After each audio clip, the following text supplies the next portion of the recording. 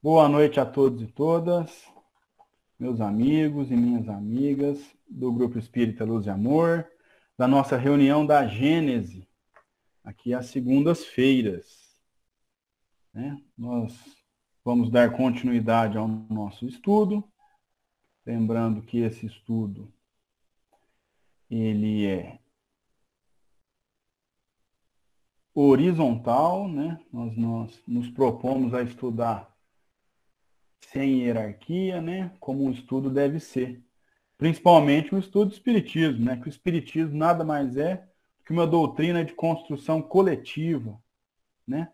Nós temos aí o nosso centro, né? No sentido de que um ser humano se propôs a fazer o trabalho, né? Da compilação da obra, da codificação, mas a gente sabe que foi uma construção coletiva, com a participação de vários espíritos, vários médiums, né? Kardec e a sua esposa trabalharam tanto e vários espíritos encarnados foram dando continuidade aos trabalhos de Kardec, né, estudando e divulgando a doutrina espírita. E cá estamos nós também, né, no nosso engatinhamento, nos nossos pequenos passos, mas também colocando para frente a doutrina de Kardec. E nesses trabalhos que a gente vem fazendo aqui, como a gente trata muito de ciência, né, nós também vamos atualizando no bom sentido, né, no sentido de que os profissionais da área vão nos auxiliando aí a compreender os textos de Kardec junto com o avanço da ciência, cada vez numa área nesse livro maravilhoso, né? Então, nós estamos aí no capítulo 10 e agora nós vamos para o item 24. Só lembrando que eu adoro ser interrompido a qualquer momento, tá? Então, por favor, não guardem informações, não guardem dúvidas, né? Fiquem bastante à vontade para concordar, para discordar, para falar o que quiserem. Só dando uma puxadinha aqui, para a gente pegar o fio da meada, né? Nós falávamos, então, na semana passada, da geração espontânea, né? Que Kardec trouxe para nós aí e foi tendo esse debate, né? Se houve, de fato, uma geração espontânea, diretamente espontânea, depois a gente, de onde que vinham, de onde que veio a vida lá no comecinho, qual foi a primeira vida que brotou, como que foi, né? E o Marx nos ajudou bastante, porque na época de Kardec não se tinha muito conhecimento, né? De alguns seres vivos que estavam ali, né? De modo latente, estavam ali escondidinhos, esperando uma oportunidade para eclodir, né? Hoje a gente sabe que é assim que funciona, né? Teve um bom exemplo aí, acho que foi da Ana, se não me engano, ou da Lúcia, sobre o bicho da fruta, né? Que ele vai ali eclodir, aparecer quando ele tem a oportunidade de uma fruta madura, né? Que traz alguns gases de putrefação, enfim. Então agora nós vamos passar para a escala dos seres orgânicos. Porque se a gente está falando, né, de nascimento, de surgimento de vida, o que aconteceu para hoje tá a gente aqui, ó, né? Um ser muito complexo, com diversos órgãos, diversas funções que a gente nem conhece todas, estamos até muito longe de conhecer todo o corpo humano. Quando que chegou essa oportunidade de um ser vivo na Terra poder abrigar um espírito com E maiúsculo, um espírito individual que vai evoluir, que vai trazer consigo a inteligência e a individualidade, né? É isso que nós vamos tratar agora. Beleza? Então, vamos lá. Item 24. Entre o reino vegetal e o reino animal, nenhuma delimitação há nitidamente marcada. Nos confins dos dois reinos estão os zoófitos, ou animais-plantas, cujo nome indica que eles participam de um e de outro. Serve-lhes de traço de união. Então, Kardec vai falar aqui para nós, e essa é uma terminologia e uma classificação utilizada lá no século XIX, na época de Kardec, 1860 e poucos, tá? Que aonde que está o marco entre o reino vegetal e o reino animal? Né? E ele está falando que ali tem um ponto de ligação, que seria o quê? Seriam esses zoófitos, ou animais plantas, que têm características típicas de plantas e características típicas de animais. O Max nos explicou, e se eu tiver me enganando, você por favor me interrompa aí, Max, que essa classificação de animais plantas, como não tinha uma classificação ideal, eles fizeram essa, mas que hoje eles têm uma classificação própria. E seria, por exemplo, se não me engano, o exemplo que o Max deu para nós foram as esponjas, né? Que a gente lembra do desenho animado aí, do Bob Esponja, que aí ele tem características de plantas e características de animais. Então, além dessa classificação, que mesmo que não seja utilizada atualmente, qual que é a ideia que Kardec está trazendo? Há um ponto de ligação entre o reino vegetal e um reino animal. Há pontos... Ô, Caio, fica à vontade. os corais também. Eles Isso. têm características de plantas e de animais. Os plânctons, os corais, são vários exemplos. Obrigado, Ana. Então, a Ana trouxe mais exemplos aí para enriquecer mesmo. Esses, então, como a Ana citou, os corais, né, os plânctons tal, e as esponjas, eles têm característica dos dois reinos, né, se a gente fizer essa divisão de reino animal e vegetal. Então, a gente percebe que há um laço entre esses reinos. Essa é a ideia principal que Kardec quis trazer aqui. E aí Kardec continua assim, ó. Como os animais, as plantas nascem, vivem, crescem, nutrem-se, respiram, reproduzem-se e morrem. Então, todas essas etapas nós temos nas plantas e nos animais. A planta respira.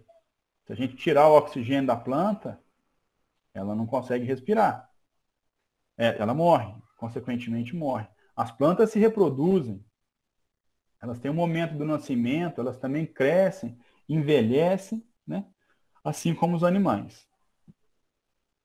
Como aqueles, né? Ou seja, como os animais, as plantas precisam de luz, de calor e de água. Estiolam-se e morrem. Estiolar é crescer sem uma luz direta.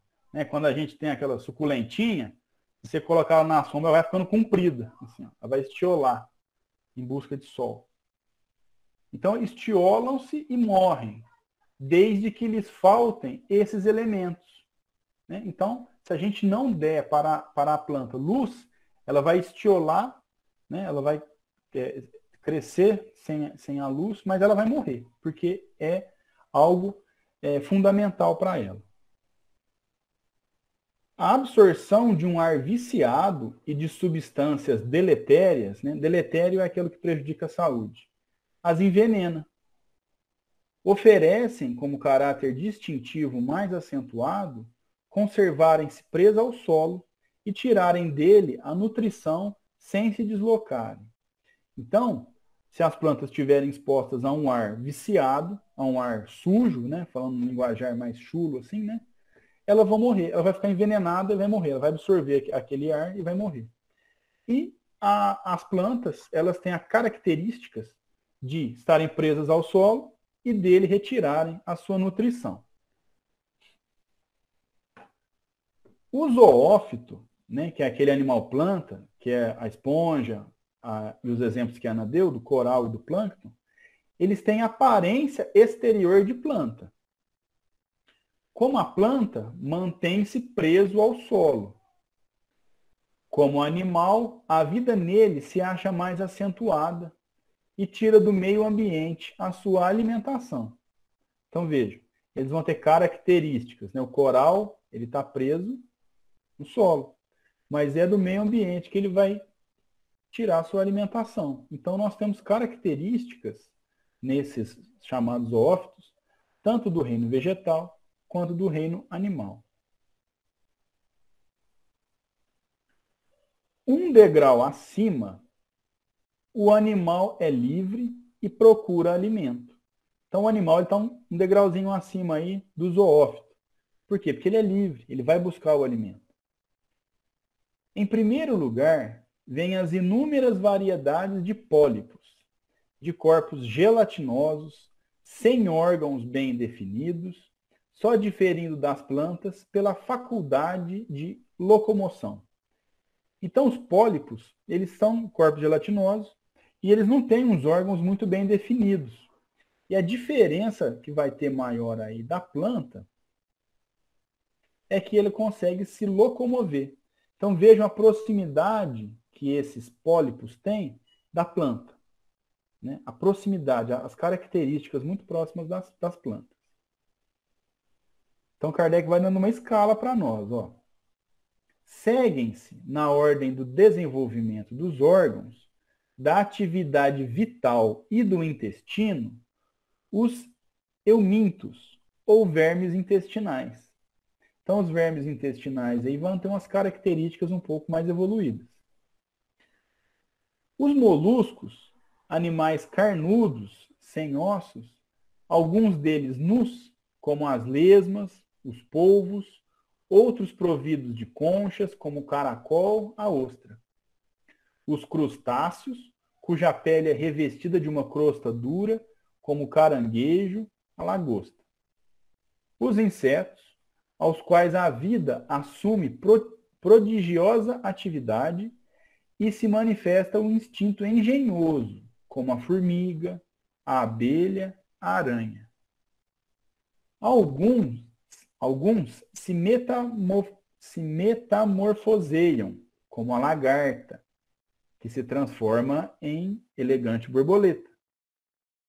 Vem depois a ordem dos vertebrados, animais de esqueleto ósseo, ordem que abrange os peixes, os répteis, os pássaros. Seguem-se, por fim, os mamíferos, cuja organização é a mais completa. Então, é claro, né, que para a gente pegar a ciência hoje, a biologia hoje, vão ter muito mais classificações do que Kardec colocou aqui. Mas mesmo assim, a gente pode observar o quê? O que é interessante? É que há uma escala de evolução. Nós temos animais que têm um organismo mais simples. Depois um outro vai ter um organismo um pouquinho mais desenvolvido. Depois o outro vai ter um pouquinho mais desenvolvido. E assim vai se formando, então, uma escala enorme em que todos os animais se interligam por características e vão se diferenciando por uma parte. Então, se a gente pegar essa escala, a gente vai ver que estão todas muito próximas, mas que há sempre uma evolução de uma escala para outra. Há sempre uma característica nova de um animal para outro. Deixa eu ler aqui que o nosso pessoal está participando. Ô, Lucélia, boa noite. A Lucélia está falando para nós aqui, ó. Caranguejo, lagosta, polvo são considerados seres sencientes. Seres sencientes é ser pensante? Ou alguém sabe me explicar? Eu não sei o que significa esse termo. Se alguém puder me ajudar, eu agradeço. Alguém sabe o que é senciente? Não, então a Lucélia escreve para nós aí, Lucélia, por favor. E o Max colocou alguns links aqui para nós. Depois o Max. Alguém ligou o microfone. Vai lá, Max. Bom, primeiro é o que é o ser senciente, né? O ser senciente ela trouxe aqui, ó. Capaz de sentir ou perceber através dos sentidos que possuem impressão, sensações, etimologia, origem da palavra do latim sencientes. Isso aqui está se referindo ao sistema de captação de informação, né? Então, todo ser que é dotado de alguma capacidade sensitiva, ele é considerado senciente. Então, o senciente é disso aqui, que até foi o José Eurípides que falou, que são os sistemas nervosos. Então, eles têm capacidade de perceber informação no ambiente. Aí depende do tipo de receptor, né? Os caranguejos, lagostas, pertencem ao mesmo grupo. Eles têm receptores ou nas antenas ou nas barbatanas, né? Que seriam os bigodes. Enquanto que o polvo, ele tem no tentáculo. É uma outra capacidade de percepção de movimento, capacidade sensorial no geral, até de presa, predador, enfim, tudo isso está englobado aí no ser senciente, tá bom? E aí Eles já usam os sentidos, não é? Ania, seria mais ou menos isso. É que como a gente não tem os órgãos que nós tratamos hoje, como boca, ouvido, nariz, bem delimitados em termos de percepção sensorial nesse sentido, existem outras estruturas capazes de terem os sentidos que a gente fala. Essa capacidade de perceber o movimento, se assemelha muito ao olfato, às vezes, à audição, mas a percepção é mais por onda, são outros tipos de onda. Não são sentidos apurados como os nossos, isso, mas já é. Isso, exatamente. É justamente, mas assim, a gente acha que não é tão apurado, mas algumas estruturas sensoriais são muito melhores do que as nossas, dependendo do contexto que esse animal se encontra. Em termos de vibração, a nossa capacidade de perceber vibração às vezes é muito menor do que o bigode de um camarão.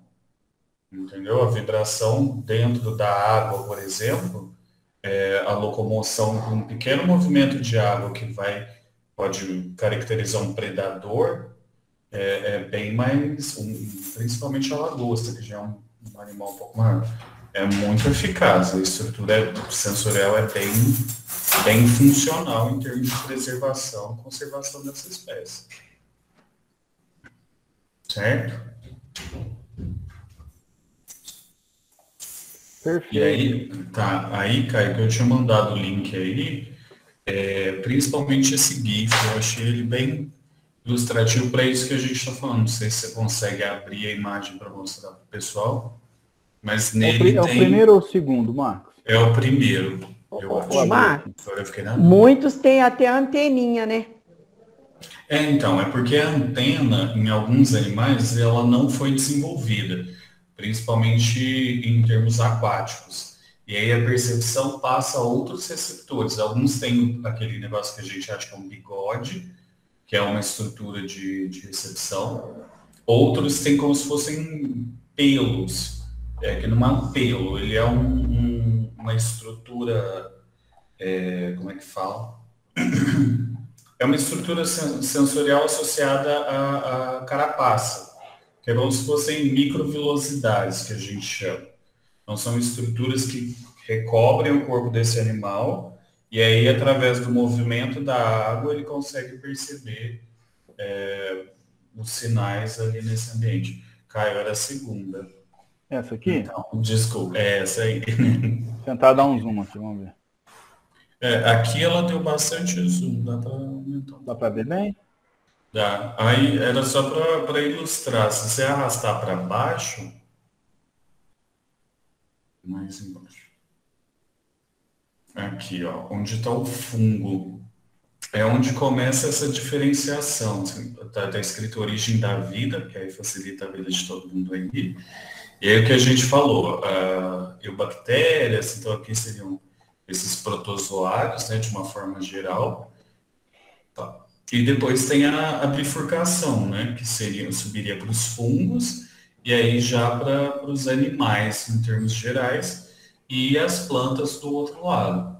Então, aqui nas bactérias, que é o que a gente estava falando semana passada, nos protozoários, é onde surge essa bifurcação para os dois grandes reinos, né, que seria o animália e o vegetário. Aí é onde você estava com o mousezinho mesmo. Aqui, né? Isso. Que aí tá vendo que tem uma bifurcação, que tem fungos e aí já pega ali plantas. Ah, tá. Ô, Mar, você podia falar para nós sobre os reinos hoje, a classificação dos reinos hoje, que não é mais aquela, né, que a gente aprendeu. Isso, é que essa imagem aqui, ela nem trata disso. Dá para ver, por exemplo, tem uma diferenciação de cores, que tem esse vermelho, o azul, esse outro um roxo, né? Um laranja e tal. Mas a classificação em si, ela está em outra imagem. Eu não sei, eu fico tomando tempo aqui, mas é uma coisa que é interessante. Mesmo eu tentei achar uma imagem maior para que o Caio pudesse projetar aí para vocês. Mas deixa eu ver se essa aqui vem um pouco maior. Bom, enquanto o Max procura ali, é exatamente isso. Essa imagem que o Max mandou para nós aqui é excelente para o fio de raciocínio de Kardec. Porque Kardec está falando o que para nós? Que há a origem da vida e que todos os seres vivos, eles se interligam.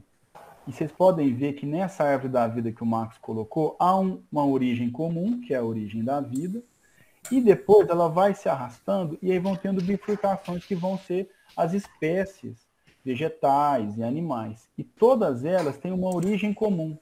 E através da evolução, elas vão acontecendo naquilo que Kardec ilustrou. Vai tendo uma pequena diferença, cada vez menor, de um para o outro, até que ela vai se diferenciando bastante. Então, se a gente pegar aqui no começo, ó, vou pegar bem essa imagem do Max aqui, ó. Uma eubactéria, aqui lá embaixo, não sei se o meu mouse está aparecendo aí para vocês, uma eubactéria. Se a gente comparar com um caramujo, é muito diferente. Mas é muito diferente. Mas, se a gente seguir a escala da eubactéria para o fungo, para as esponjas, né? Depois para os deuterostômios, e aí a diferença é pequena. A diferença é pequena, até que a gente chega nele. Então vejam que há um fio condutor lá da origem da vida até todos os vegetais e todos os animais. É o que hoje nós sabemos que é a evolução, né? Que aí teve o Darwin, se não me engano, era contemporâneo, né? Mais ou menos ali contemporâneo de Kardec, então a divulgação da origem da vida, né? E do que ele apresentou é mais ou menos dessa época. E isso era uma coisa que eu semana passada fiquei, que a Anne falou para a gente, da contemporaneidade entre um e outro. Eu vou até aproveitar e perguntar, Anne, o que você entende por contemporaneidade? Porque isso é uma confusão que eu fazia muito e depois eu fiquei muito preocupado com essa terminologia. Explica aí para nós. Porque até fui verificar o ano de publicação. E assim, a origem das espécies para a gente que é biólogo é como se fosse a nossa bíblia científica, né? Um terror. Então, é um livro que está na cabeceira, a gente sempre procura, e ele foi publicado praticamente na mesma época. Então, quando a gente fala contemporâneo, às vezes tem um lapso temporal já um pouco maior. E os anos de publicação, se eu não me engano, dão 10 ou 20 anos de diferença entre a publicação da Gênese e da origem das espécies. Então, assim, em termos de comunicação, é porque hoje a gente sabe que uma coisa que foi publicada há 10 anos atrás correu muito, né? É uma informação que voou. A gente sabe que hoje a mídia, a internet está aí para isso, né? Para dinamizar o conhecimento, transportar a informação com mais eficiência. Mas naquela época, 20 anos, assim, era nada. É uma diferença muito significativa, irrelevante, na verdade, né? Porque é como se as coisas tivessem sido publicadas no mesmo período. Não tinha essa horizontalidade na informação, né? Levava tempo de se conhecer. Quando foi publicado um e outro? Semana passada eu olhei, eu acho que a Gênese foi 69, né? Primeira edição, 1868. Foi. E a origem das espécies foi em 60. Aqui na Wikipédia está falando de 59, isso. 59, entendeu? Isso, assim, a primeira versão dele, porque Darwin morreu em 63. Então é um negócio que foi assim, tipo, é uma diferença que para nós parece muito grande, mas quando a gente joga isso para aquele tempo, onde a comunicação era muito mais lenta, demorou-se ter conhecimento disso. Tanto que Darwin foi começar a ser problematizado, questionado já em 1900. Então a gente pode dizer que Kardec, ao produzir a Gênese, não tinha conhecimento. Não é que ele não tinha, mas não era um conhecimento assim de falar. Difundido, né? Todo mundo conhece, sabe? Não dava nem para ter crítica. Perfeito. Sabe? De ter muita consciência daquilo que se fala. Porque em termos de terminologia, até todo mundo passar a usar aquilo, entender o que Darwin estava propondo, mesmo porque não era a origem das espécies, é um livro assim, tão complicado de se entender, de se experimentar em termos ambientais, que difundir esse conhecimento é muito difícil, né? De chegar até a conclusão, é isso aqui. Então, muitos termos que Darwin usou foram passar a ser usados já em quase 1900, sabe? Até todo mundo se apropriar daquele conhecimento como a gente hoje está mais claro. Kardec, a gente sabe, muito responsável, né? Não colocaria uma teoria, né? Muito recente, que ainda não tinha sido aprofundada e debatida pelos especialistas e tal, como o Max bem nos explicou aí. Muito bem. Então, perceberam...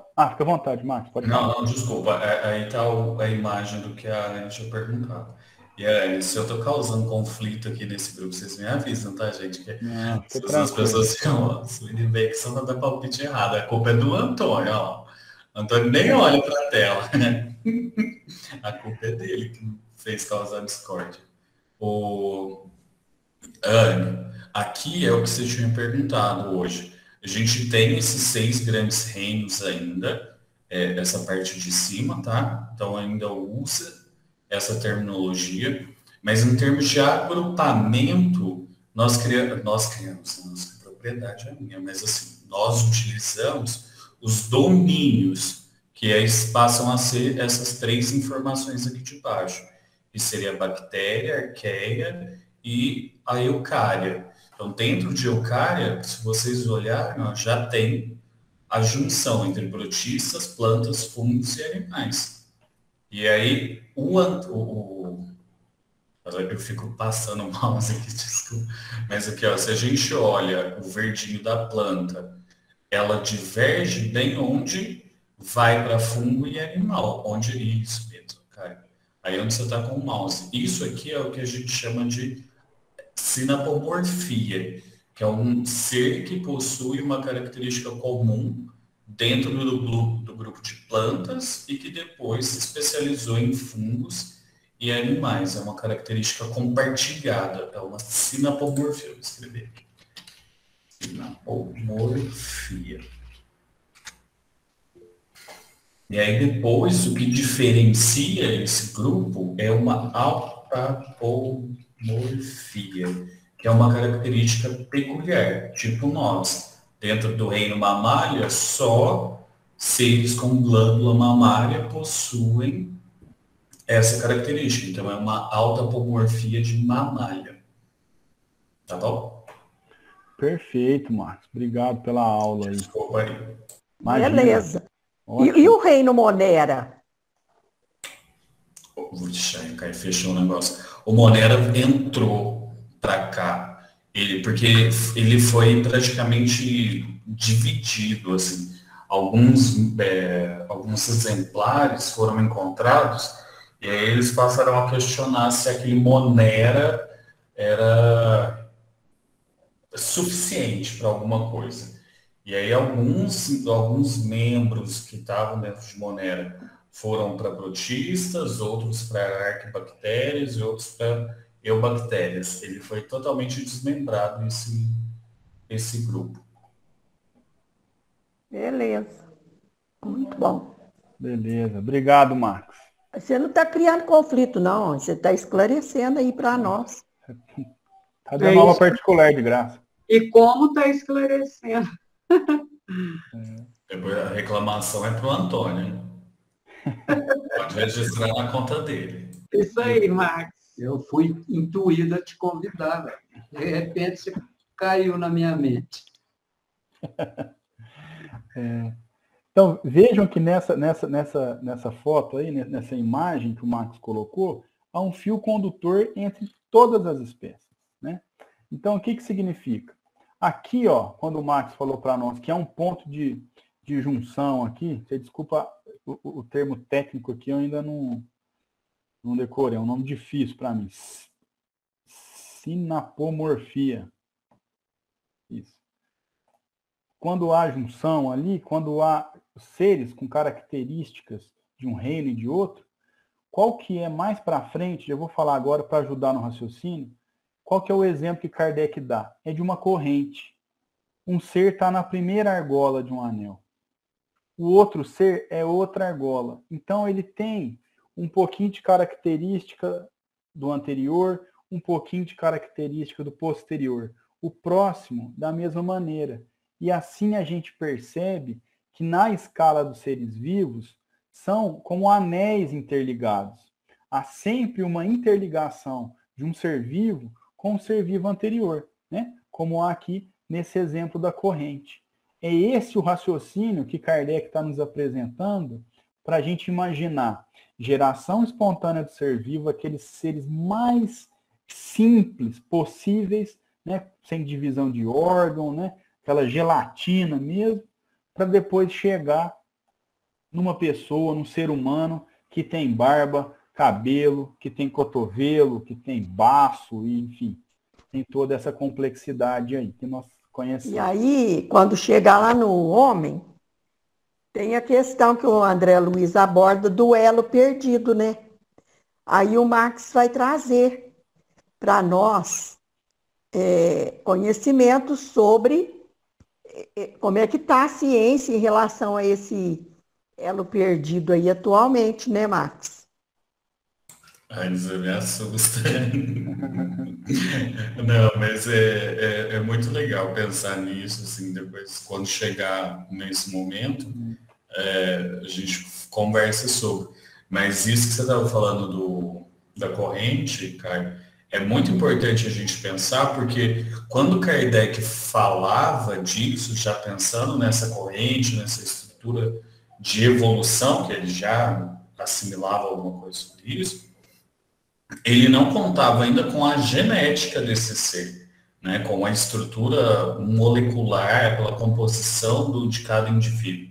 E aí hoje, assim, com o que a gente tem de ciência, pensar que a gente compartilha 99% dos nossos genes com um bonobo é inconcebível. É 1% de todo o nosso patrimônio genético nos diferencia de um bonobo. Todo mundo sabe o que é bonobo? Ô, Max. Eu acho que é um macaco, né? Isso. O bonobo só um minutinho, O bonobo, existem diferenciações entre os primatas, né? A gente coloca primata. O bonobo é o mais próximo que tem de nós. É o mais, em termos principalmente comportamental, tanto individual quanto coletivo, é o mais próximo que nós temos da espécie sapiens, que somos nós. Então, assim, é 99%, é 1% nos diferenciando. Muita história por trás disso. Anne, pode falar, desculpa te interromper. Eu esqueci o que eu ia perguntar. Aí vai falando aí que depois eu lembro o que eu ia perguntar. Eu tô assim, eu esqueço. Se eu não falar na hora, eu esqueço. Sem problemas. Só para não passar aqui as informações trazidas aqui Enquanto isso, responde aí a Lucélia, ó. As informações que a Lucélia e a Lúcia trouxeram, falando que, acho que no Reino Unido, se não me engano, aqui, né, na Inglaterra, mais especificamente, é proibido colocar água fervendo em caranguejos, lagostas, né, porque eles têm por serem sencientes, aí, como o Max explicou, eles sentem dor, tem sistema nervoso, né, então eles sentem dor. Então, é proibido isso lá, e que alguns países também deveriam seguir mesmo raciocínio e proibir.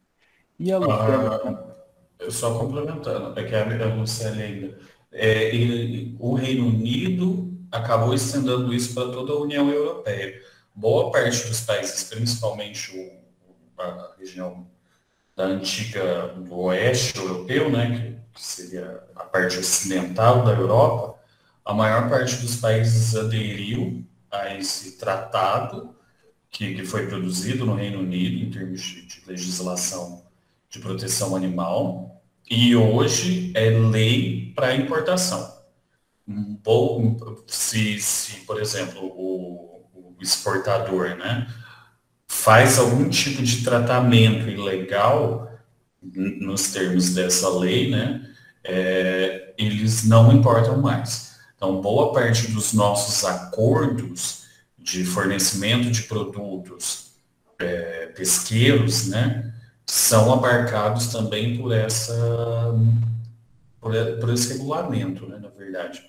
Por exemplo, a gente, nesses últimos anos, para não entrar em termos políticos, mas nesses últimos anos, várias barreiras comerciais foram impostas ao Brasil justamente por legislações em respeito aos animais. E a produção também associada à silvicultura, carcinocultura, e aí tantos outros aspectos de proteção animal. Perfeito, é isso mesmo. A gente tem que cada vez mais desenvolver, né, nossa legislação, mas primeiro tem que desenvolver a nossa cultura, né, até chegar nas leis, para que a gente respeite mais os animais, né? A gente tem que, sabendo, mesmo que não soubesse, mas ainda mais, sabendo desse elo que tem, né, nosso com os animais, se a gente acha que é errado jogar água fervendo num ser vivo, um ser humano vivo, né, a gente deveria estender isso aí aos nossos irmãos animais, né, que fazem parte também do nosso planeta e também sentem dor e tantos outros sentimentos e sensações, né? Muito bem, muito rico o nosso estudo aí. Vamos. Mas o Caio, só um segundinho. Não, fica à vontade. Não basta a gente achar que está errado. A gente não deve incentivar pedindo essa comida nos restaurantes. Quando a gente vai à praia, a gente pede o caranguejo, a gente pede a lagosta. Eu já pedi várias vezes. Hoje eu já tenho essa consciência, né? Porque eu não jogo água fervendo, mas eu pedia o caranguejo. Então eu estou sendo conivente com essa situação. Perfeito, Lúcia, é isso mesmo. Nós temos que ter consciência do que a gente está consumindo, porque o nosso consumo influencia direto no tratamento aí, né, do meio ambiente, e no nosso caso aqui que a gente está falando, no tratamento dos animais. Muito bem. Item 25. Se considerarem apenas os dois pontos extremos da cadeia, nenhuma analogia aparente haverá. Nenhuma analogia aparente haverá. Se a gente pegar aquela árvore que o Marx nos mandou aqui, ó, a gente vai olhar aqui uma eucariotas, que eu não sei o que é, mas parece uma minhoquinha aqui. Se a gente pegar uma eucariotas, né, ser muito simples, né, e a gente comparar aqui com os macacos ou até com o ser humano, tem nada a ver um com o outro. É esse Kardec está falando aqui. Então, se a gente considerar os dois pontos extremos, nenhuma analogia haverá. Mas, e é aqui que entra a ideia da corrente, que eu trouxe a imagem, Kardec fala o seguinte, ó, mas, se passar de um anel a outro, sem solução de continuidade, chega-se sem transição brusca da planta aos animais vertebrados. Se a gente pegar aquela linha do ser vivo lá, dos primeiros seres vivos, lá da planta mais simples, até nós, se a gente seguir um risco, todos estão interligados. A gente vai chegar num elo. Nós temos um elo, né? Da planta até os animais vertebrados. Caio, mas essa primeira parte que ele estava falando, você ainda fez a comparação da segunda linha. O que ele coloca de ponto extremo é comparar a gente, por exemplo, com sei lá, um IP. Lesma, né? Um IP, sabe? Você pensar assim, são duas coisas que... Como que eu tenho um ser em comum com isso? E aí, pensando na linha, a gente chegaria onde você estava mesmo, que seriam os seres mais primitivos. Isso. Perfeito. E aí Kardec vai continuar assim, ó.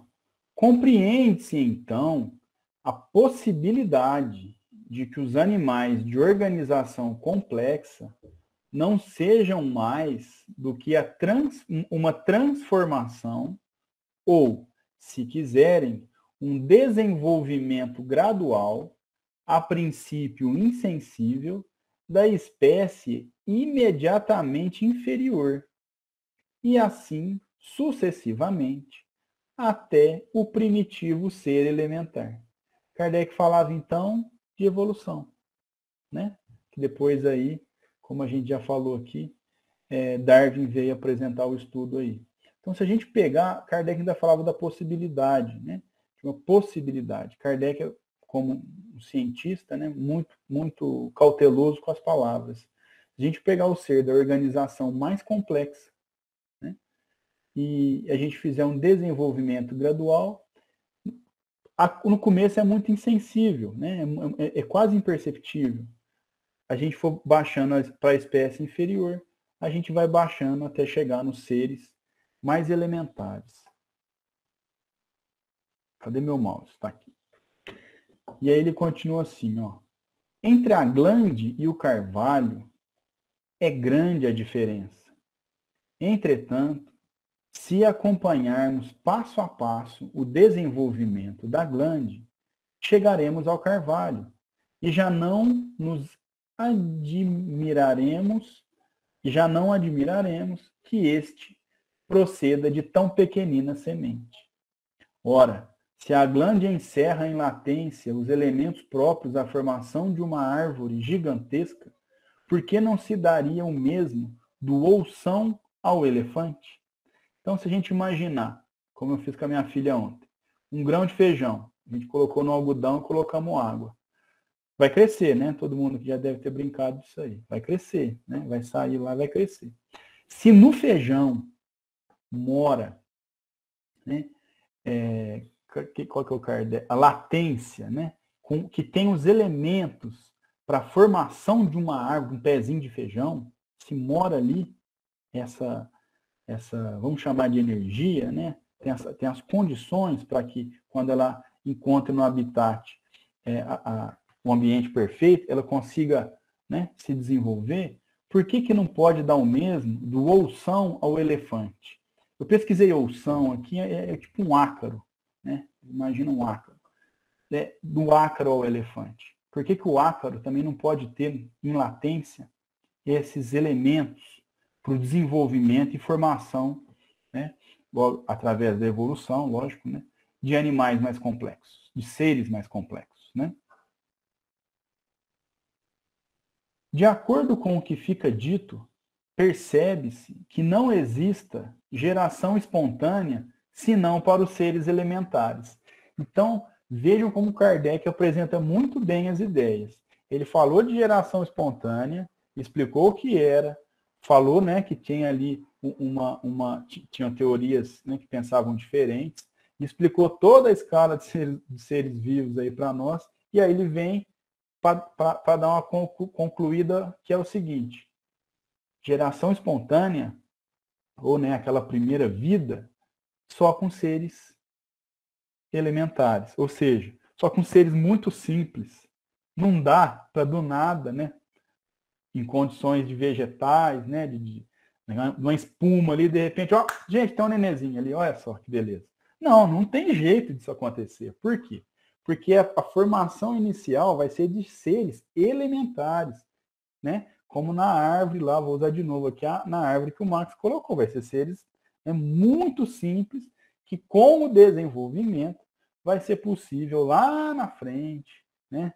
Bilhões, não sei lá quantos anos, não vou nem colocar em números, a gente tem um ser complexo, um ser humano, né? Ou até um ser menos complexo, como um cachorro, enfim. E aí Kardec continua assim, ó. As espécies superiores seriam um produto das transformações sucessivas desses mesmos seres, realizadas à proporção que as condições atmosféricas se lhes foram tornando propícias, né? Então, à medida que foi tornando ambientes propícios, a evolução encontrou ambiente para isso. Então, se a gente pensar, quando a gente começou lá na Gênesis, quando a gente estava estudando na Gênesis, a formação das primeiras vegetações, vocês se lembram que tinham florestas de samambaias gigantes, né? E de seres, e de vegetação mais simples, não tinha tronco, né? Tinha só aquele caule compridão, era gigante, mas era uma vegetação simples. Então, o que a Terra oferecia para os seres vivos, para os animais daquela época? Vegetação simples. À medida que a vegetação também evoluiu, ela começou a ser mais complexa e trazer uma nutrição melhor, o ar mais purificado, mais próprio para isso. E aí sim foi aparecendo um ambiente mais propício para seres mais complexos. E aí é por isso que foi tendo a evolução dos seres vivos, né? Tanto da vegetação quanto dos animais, né? Adquirindo cada espécie a faculdade de reproduzir-se, os cruzamentos acarretaram inúmeras variedades. Depois, uma vez instalada em condições favoráveis, quem nos diz que os germes primitivos de onde ela surgiu não desapareceram para sempre por inúteis? Quem nos diz que o nosso oução atual seja idêntico ao que de transformação em transformação produziu o elefante? Explicar-se-ia assim por que não há geração espontânea entre animais de complexa organização. Então vejam como estudar as ciências naturais, né, todas as ciências, mas em especial aqui no nosso caso, as ciências naturais nos ajudam a entender um pouquinho mais a dimensão divina. Por quê? Para a gente ver uma escala dessa de evolução, como Kardec apresentou e o Max nos ajudou a compreender melhor, é algo maravilhoso. É algo que a gente consegue aproximar um pouco mais da dimensão divina, né? Já que agora a gente já sabia, mas assim, a gente confirma cientificamente que a criação não foi daquela forma alegórica que é apresentado no Velho Testamento, né? Em determinados tempos, né? A gente já falou disso aqui, né? Em um determinado dia, Deus foi criar os animais e criou o macaco e falou: você vai chamar macaco. Criou a girafa, você vai se chamar girafa. Não. A gente está estudando e está vendo aqui que teve uma evolução e uma escala muito complexa, enorme, né, dos seres, e que nessa escala também, com certeza, ainda há muitos seres que os seres humanos ainda nem descobriram, né, que a gente não conseguiu ainda escanear, vamos dizer assim, a Terra toda. E para encerrar aqui a escala dos seres vivos, Kardec conclui assim para nós, ó. Esta teoria, sem estar admitida ainda, porque vejam o que o Max lá e a Ana estavam falando para nós, ainda não tinha um conhecimento difundido de Darwin, né? Os especialistas, a ciência não tinha se debruçado sobre o trabalho dele, né? Então, para a época, 1868, publicação da Gênesis, não, era uma teoria admitida ainda, né? Mas Kardec fala o que para nós? Essa teoria, sem estar admitida ainda de maneira definitiva, é a que tende, evidentemente, a predominar hoje na ciência. Os observadores sérios aceitam-no como a mais racional. Isso aqui, essa frase, ratifica o compromisso de Kardec com a ciência. Olha o compromisso dele. Ele faz todo um raciocínio, demonstra que essa teoria é muito, muito propícia, muito forte, mas aí quem está falando sou eu, cara. Na minha opinião, por humildade e por responsabilidade, Kardec não crava e fala, gente, é assim, ó. Não, ele fala, esta teoria, apesar de ainda não ser, né, totalmente admitida, é a que predomina, é a mais racional. Então, foi dela que Kardec apresentou esse raciocínio. Anos depois, né, é uma teoria difundida, totalmente, né, não sei se totalmente, não posso falar isso, nenhuma teoria é totalmente aceita, né, mas é a teoria mais aceita, é a teoria ensinada nas escolas, né, que com certeza vai passar por evolução também, como toda ciência, como toda teoria, mas ela é a teoria mais aceita e Kardec coloca na Gênese para explicar todo esse trajeto. Então, se a gente tirar a lupa aqui do livro e das nossas reuniões, né, olhar de longe, Kardec começa a Gênese falando das revelações, e aí ele vai falar da formação do planeta. E aí ele começa lá, né, naquela parte que a gente falou de astronomia, né, que ele usava o termo ainda uranografia, e ele vai colocar lá daquele pontinho, daquela bola de magma, que a grosso modo era uma bola de fogo, uma bola de lava, e ele vai desenvolvendo aquela bola de lava para a formação de um planeta. Depois, né, passando pelo seu resfriamento e tudo, né, que ele já apresentou para nós. Depois, quando o planeta começa a amadurecer, está começando a ficar maduro, o surgimento de vegetação, o surgimento de vida, e aí Kardec vai trazendo passo a passo, lentamente, porque um estudo profundo tem que ser lento mesmo, toda essa escala, até ele chegar aqui no homem corpóreo. Para depois, e é o que a gente vai falar na semana que vem, não sei se na semana que vem, enfim, no próximo capítulo, que ele vai trazer para nós a gênese espiritual. Porque ele tem que desenvolver primeiro a parte material para depois entrar na parte espiritual. Por quê? Porque o espírito só vai ter uma casinha, né, como a gente fala na evangelização, para um corpo complexo que tem a capacidade de desenvolver o espírito. Né? E é só um corpo complexo como o do ser humano que vai dar instrumentos para que o espírito se desenvolva, evolua, né, trabalhe. Né? Vejam que maravilhoso é esse estudo. Esse livro é surpreendente. Pode falar, Tony, fica à vontade. Isso daí bate com o que o André Luiz apresenta no Evolução em Dois Mundos. Porque ele fala que quando chega a geleia cósmica lá, trazendo o princípio inteligente, ele começa nas bactérias e vírus, e vai seguindo a evolução. Então, na escala geológica também. Essas... Quê? Na escala geológica também. Começa com os vírus e as bactérias.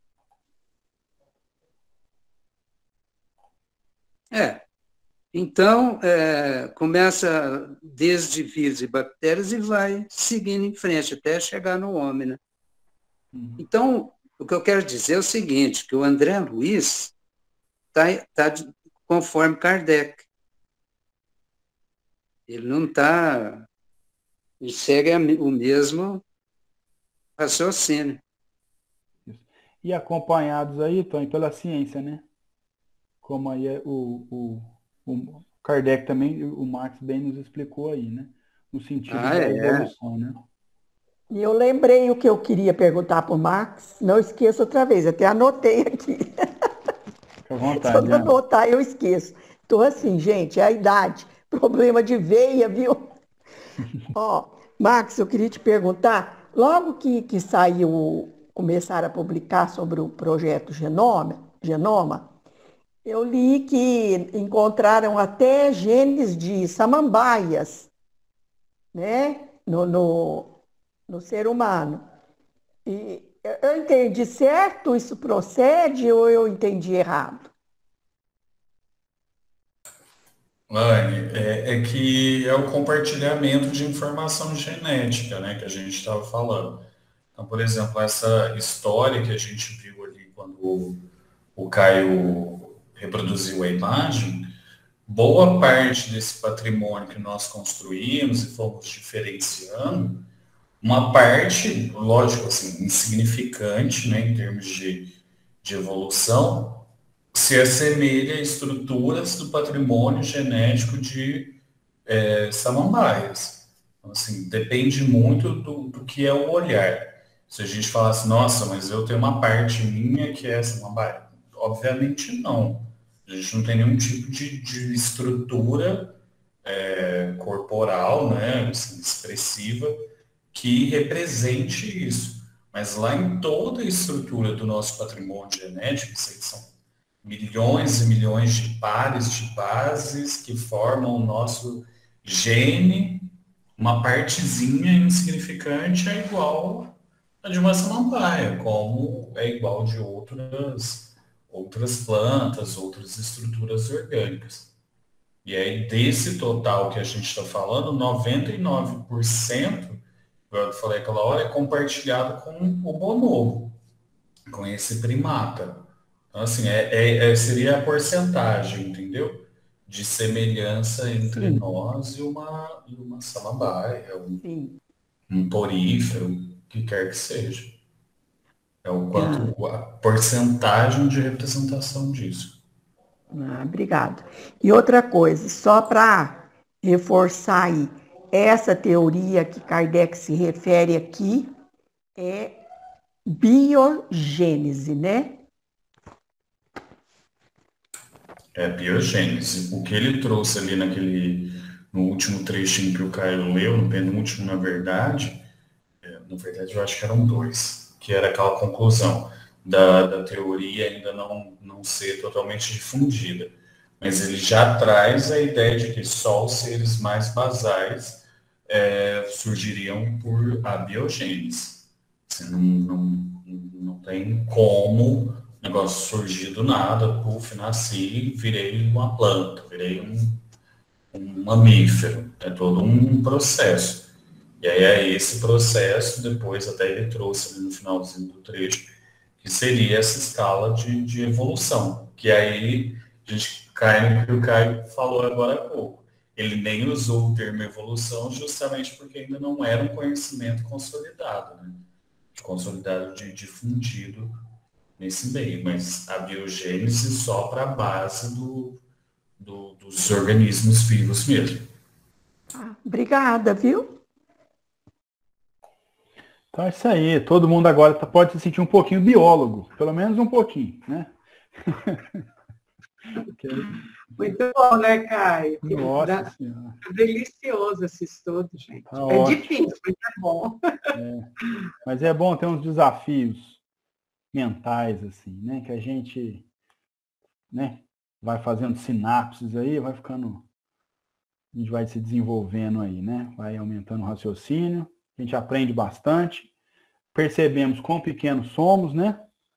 E o quanto a gente ainda tem que aprender e estudar e nada mais de tirar o fôlego, como diz a Lúcia aí. Acho que é a Lúcia que fala, se não me engano, se lembra se é a Lúcia ou a Lucélia, quando a gente vê o tamanho de tudo aí, universo, criação, tal, a gente fala, meu Deus, eu sou pequeno demais. E outra coisa que eu quero que o Max reforce para nós é que tudo começou com os protozoários evoluindo para os metazoários, é isso? É isso mesmo. Praticamente, em síntese, é isso. Muito bem. Alguém gostaria de fazer mais algum comentário? Fique à vontade. Só para não passar em branco, a Lucélia e a Lúcia ficaram muito felizes em saber que não só a Inglaterra, mas a boa parte da Europa aí já está proibindo podemos chamar de maus tratos aos animais aí, né? Jogar água fervendo em animal vivo.